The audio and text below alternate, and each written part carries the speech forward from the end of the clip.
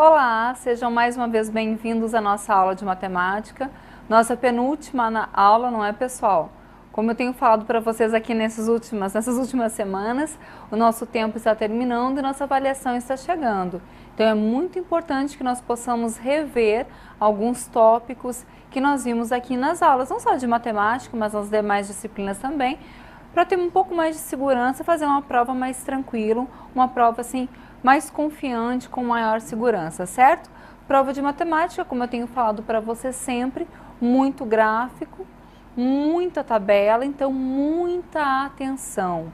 Tranquilidade e calma, são 45 questões que vocês vão resolver. Então, assim, bastante tranquilidade, bastante calma, atenção às interpretações. Tudo é interpretado, certo? Gráficos são analisados e são interpretados para que possam atender às solicitações das questões. Por falar em questão, vamos fazer a nossa primeira questão, ok? Vamos lá ver o que a nossa questão pede. Nossa primeira questão diz o seguinte: o código de barras contido na maior parte dos produtos industrializados consiste num conjunto de várias barras que podem estar preenchidas com uma cor escura ou não, elas podem ser claras ou escuras. Quando o leitor óptico passa sobre essas barras, a leitura de uma barra clara é convertida no número 0 e de uma barra escura é convertida no número 1. Certo, pessoal? Então, nós teremos barras claras e barras escuras.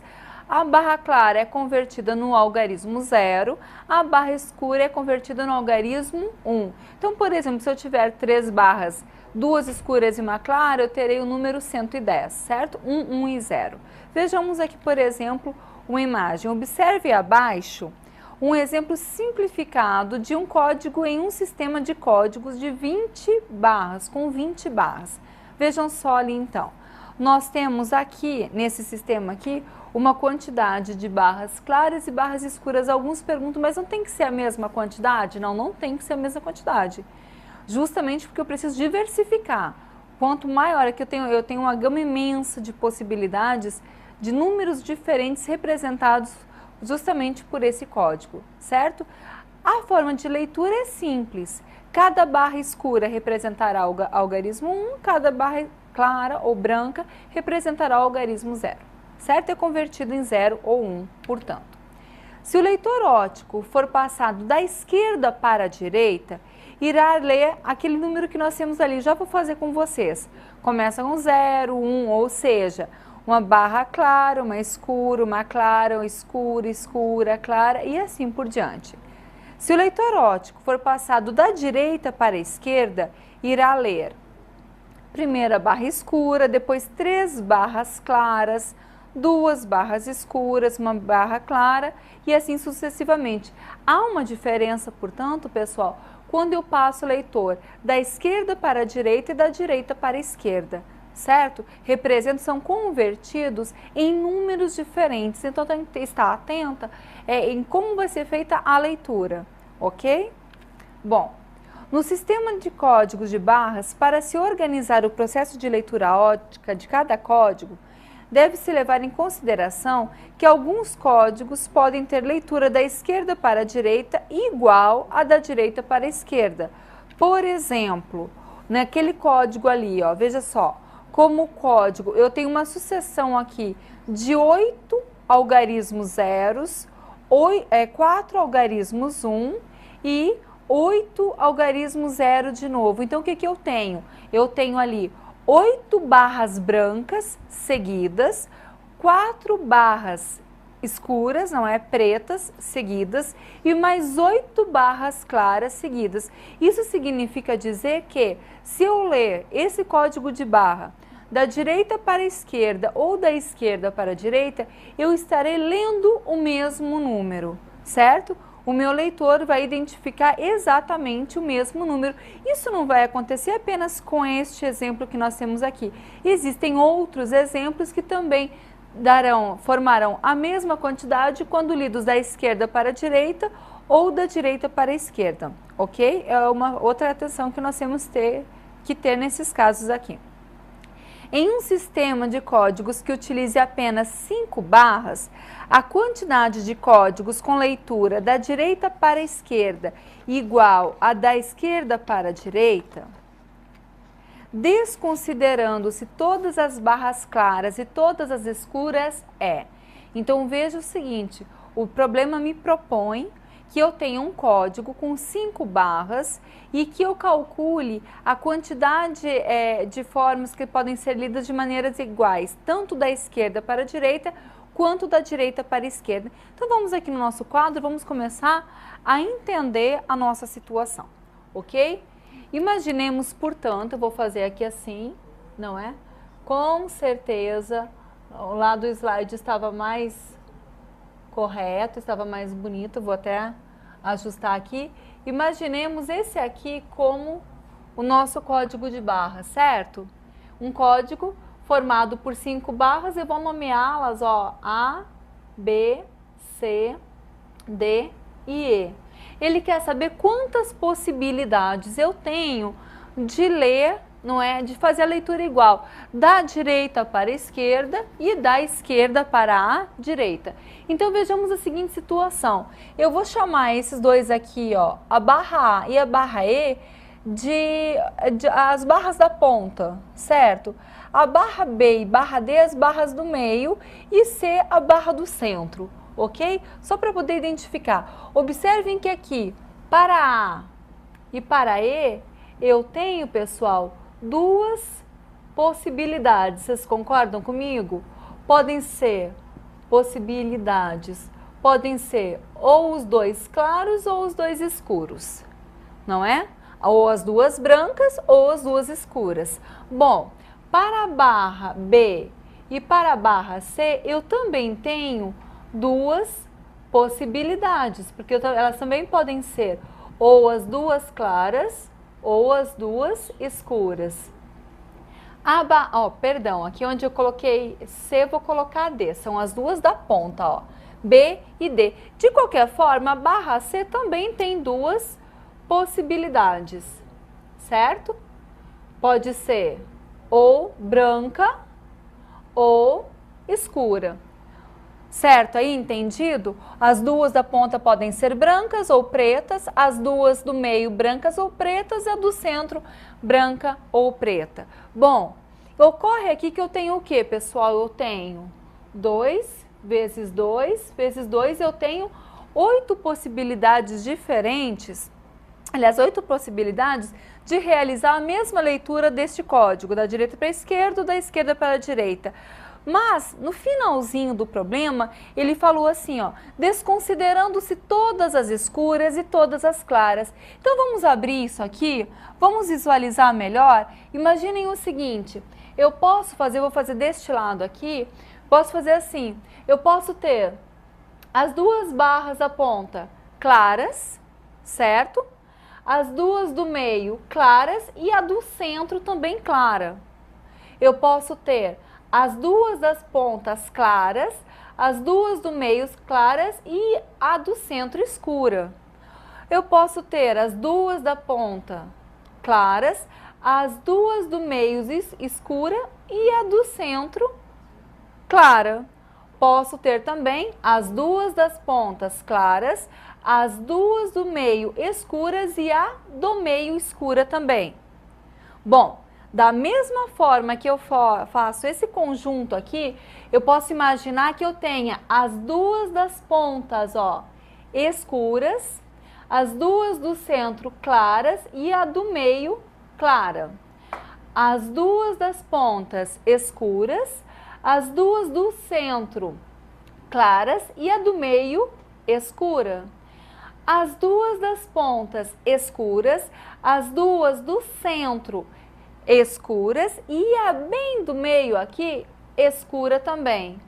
Ou as 2 das pontas escuras, as 2 do meio escuras e a do meio clara. Quase me perdi aqui nessa distribuição, certo? É uma coisa que vocês também têm que observar, porque vai chegando um momento que o nosso raciocínio parece, mas eu já contei essa, não contei. Bom, vejam que eu consegui aqui também 8 combinações diferentes. certo? As mesmas 8 combinações que eu consegui ali. Por que que eu abri? Para que vocês percebam quando o problema fala o seguinte, nós precisamos desconsiderar todas as brancas, então essa aqui, ó, vou tirar, e todas as escuras. Então essas duas aqui eu vou tirar, eu vou lá no 8, ó, e vou tirar todas as brancas e todas as escuras, ou seja, eu tenho 6 possibilidades de formar num código de barras de 5 barras, 6 códigos que são lidos de maneira idêntica, seja da direita para a esquerda ou da esquerda para a direita. Portanto, a nossa alternativa correta aqui é a letra D, certo, pessoal? 6 alternativas. Entendido? Vamos então visualizar agora a questão número 2, o segundo problema. Esse foi fácil, vamos para o segundo agora. O segundo diz o seguinte: as cidades de Quito e Singapura encontram-se próximas ao Equador e em pontos diametralmente opostos no globo terrestre. Considerando o raio da Terra igual a 6.370 quilômetros, pode-se afirmar que um avião saindo de Quito, voando em média a 800 km por hora, descontando as paradas de escalas, ele chega a Singapura em aproximadamente. Aí eu tenho lá minhas alternativas em horas, 16, 20, 25, 32 e 36. Bom, vamos entender o problema. O problema diz o seguinte, nós temos duas cidades, que é a cidade de Quito e de Singapura, que encontram-se diametralmente em pontos opostos, ok? O que isso quer dizer? Eu imagino o seguinte, essa questão aqui, esta palavra, esse conceito aqui, ele define a questão para você. Porque a palavra diametralmente, ela vem de quê? Vem de diâmetro, não é? E quem é o diâmetro? O diâmetro é a maior corda da circunferência, ou o diâmetro é o dobro do raio, são 2 raios, certo? O que interessa é o seguinte, se eu tiver uma circunferência, o diâmetro vai partir essa circunferência em duas, exatamente ao meio, certo? Aí é bom cuidar, porque quando eu falo em circunferência, eu estou falando em comprimento da circunferência e não em área do círculo, ok? Tranquilo aí? Bom, estou falando no comprimento da circunferência. Então, a circunferência ela tem um comprimento, o quê? 2πr. Vamos fazer lá no quadro? Vou mostrar para vocês como é que é. Bom, nós temos assim, o comprimento da circunferência é 2πr, concordam? Cuidem para não trocar com a área da circunferência, que é πr ao quadrado. Então, cuidem um pouquinho nisso, certo? Como eu tenho o comprimento, vou fazer tortinho aqui, é a circunferência inteira. O diâmetro é a maior corda, é a corda que passa pelo centro e divide essa circunferência exatamente ao meio. Então, se eu tenho as cidades em 2 pontos, ó, diametralmente opostos, o que eu quero saber é essa distância aqui, certo? Então, se o comprimento da circunferência toda é 2πr e eu tenho as cidades diametralmente opostas uma da outra, eu vou calcular aqui metade do comprimento da circunferência, ok? Bom, 2πr dividido por 2, nós podemos cancelar esse 2, vai ficar π vezes r. Π vocês já estão acostumados a trocá-lo, né? É um número irracional. Nós vamos trocá-lo por aproximadamente aqui 3,14. E R é o raio da Terra, que foi dado 6.370 quilômetros. Bom, deixa eu pegar minha calculadora aqui, vamos lá. Nós temos 3,14, que é o valor de π, certo?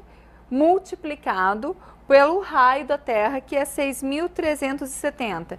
Isso aqui vai dar aqui para mim 20.001,80. Então, esse aqui é o comprimento, 20.001 quilômetros, não é? Aproximadamente aqui, quilômetros de comprimento, ou seja, a distância, não é? Entre Quito e Singapura, entre essas duas cidades. Bom, o avião está dizendo ali no nosso problema que, imaginando que um avião tem uma velocidade média de 800 km por hora, em quanto tempo ele faz esse trajeto aí, descontando-se as escalas e as paradas dele? Dividindo-se 20.001,80 por 800, dá aqui aproximadamente 25,0, ou seja, 25 horas. Se são 25 horas, o tempo que esse avião, aproximado que esse avião leva para ir de uma cidade até outra, descontando as paradas, a minha alternativa correta é a letra C. Olha lá, resposta correta, letra C, 25 horas, certo? Aí, como eu falei para vocês, a palavra diametralmente, ela mata a questão, porque quem não pensou nisso pode ter pensado o seguinte: ah, eu vou fazer assim, o comprimento o comprimento todo, não é? Eu não vou dividir, então vai ser 2 vezes 3,14 vezes 6.370, saiu lá em 40.003, dividido por 800, que é a velocidade do caminhão, do avião, perdão, vai dar aí em torno de 50 horas. Dá uma sorte muito grande que nas alternativas não tem 50 horas. Se essa avaliação fosse minha, nessa alternativa que teria 50 horas. Justamente porque nós temos que nos atentar à terminologia, a esses termos, certo? Se fosse minha, com certeza que a letra E era 50 horas. Por quê? Porque nós temos que ter atenção, não é? E aí os alunos que não têm essa devida atenção, eles vão justamente esbarrar nisso aí. Vamos então para a questão número 3.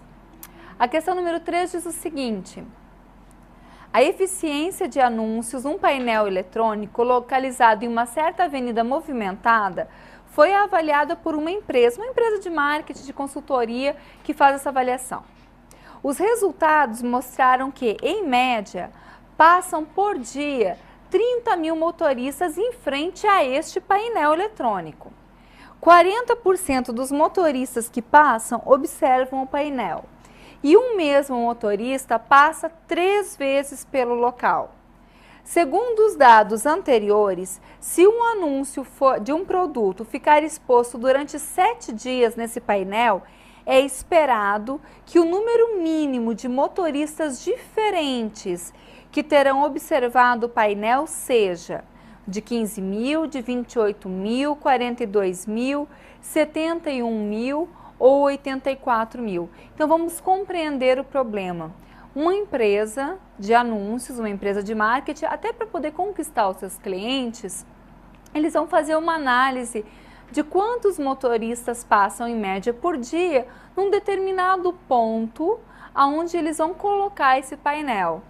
Penso eu, eu não sou desta área, mas eu penso o seguinte: em uma avenida muito movimentada, eu vou fazer um cálculo de quantos motoristas circulam por lá, e neste local em específico eu vou colocar um valor um pouco mais alto para que a empresa possa postar o seu painel lá. Talvez vocês pensem a mesma coisa do que eu.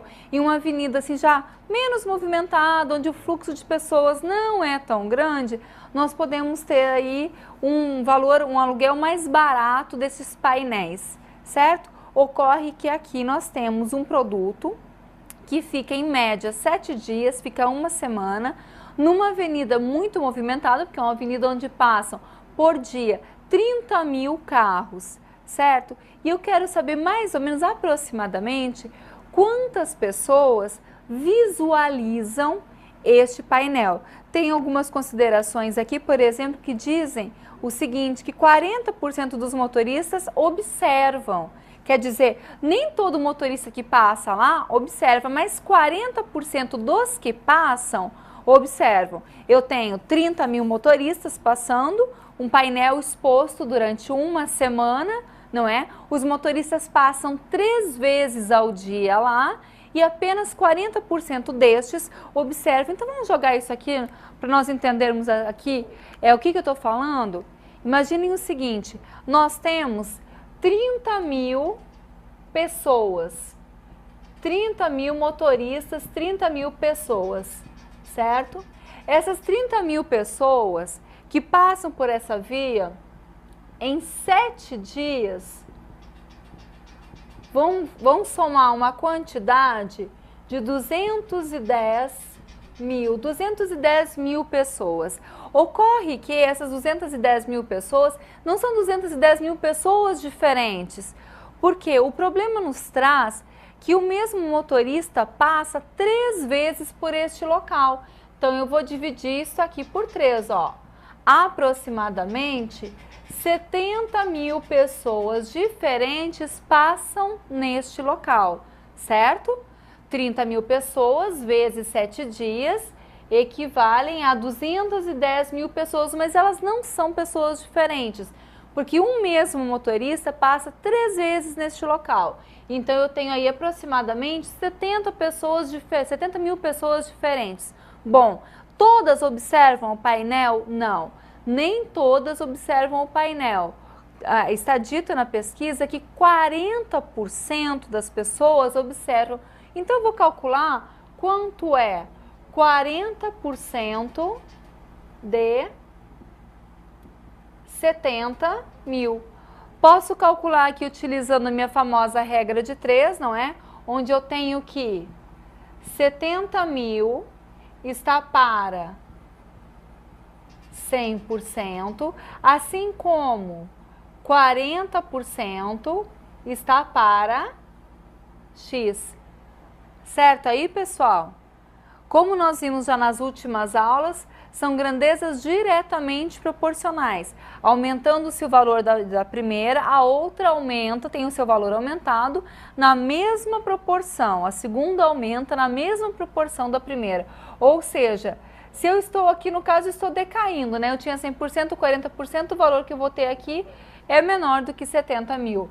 Vou ter assim, ó, X é igual a 70 mil vezes 40, né? Dividido aqui por 100. Eu vou ter que adequar aqui porque 40% é 0,4, né? Então não seria 40. Deixa eu arrumar aqui, colocar aqui para vocês. 40% aqui vai estar aqui 0,4. Então eu vou ter o seguinte: 70 mil vezes 0,4 vezes 0,4 é igual a 28, certo? E aqui 100%, assim como eu adequei o 40% que eu coloquei aqui como 0,4, esse 100% aqui, ele também vai corresponder, no caso aqui, a 1, não é 100%, é 1. Então, eu terei 28, são 70 mil, serão 28 mil, certo? 28 mil pessoas. Eu poderia ter colocado 70 mil vezes 40, não é? Que daria ali 2.800 dividido por 100.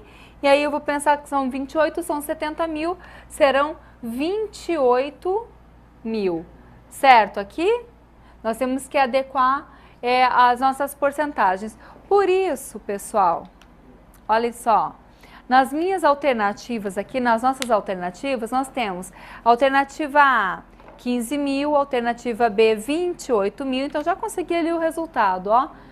Já aqui na segunda, consegui que o resultado é 28 mil, a resposta correta. Certo aí? Nós podemos fazer assim, e teria até uma outra forma de fazer, se vocês quisessem, como nós encontramos ali 70 mil pessoas e nós queremos calcular 40%, se vocês quiserem transformar aqui diretamente, ó, 0,4 vezes 70 mil. Então, 0,4 vezes 70 mil vai dar os 28 mil que nós encontramos, ok? Certo aí? Importante encontrar ali os 28 mil. Bom, questão número 4. Última questão dessa nossa aula aqui, que nosso tempo também está já acabando. Diz o seguinte: Uma editora pretende despachar um lote de livros agrupados em 100 pacotes de 20 centímetros por 20 centímetros, 20 de comprimento, 20 de largura, 30 de altura, certo? Pode ser assim, 20 por 20 por 30. Essas são as dimensões dos pacotes. A transportadora acondicionará esses pacotes em caixas com formato do bloco retangular de 40 por 40 por 60, 40 de comprimento, 40 de largura 40 e 60 de altura.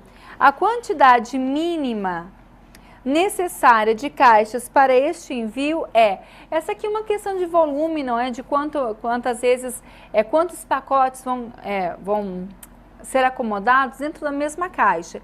Então, calculamos o volume da caixa, calculamos o volume do pacote e dividimos um pelo outro, ok? Vamos lá então. Imaginem o seguinte, o volume do pacote é 20 vezes 20 vezes 30, certo aí? 2 vezes 2, 4 vezes 3, 12.000 centímetros cúbicos. O volume da caixa é 40 vezes 40 vezes 60. 4 vezes 4, 16. 16 vezes 6, 96. Então, 96 mil centímetros cúbicos. Lembrando que se eu quiser colocar isso daqui, passar isso daqui para metro, eu vou dividi-lo, não é? Por 1 milhão. Então, vai ficar 12.000 dividido por 1 milhão, vai ficar 0,012, não é? Nós vamos correr a nossa vírgula 6 casas para a esquerda, não é? E nós temos aqui 96.000 em metros, também vai ficar 0,096 metros cúbicos. Tem o volume do pacote, tem o volume da caixa, vou dividir. 0,096 dividido por 0,012.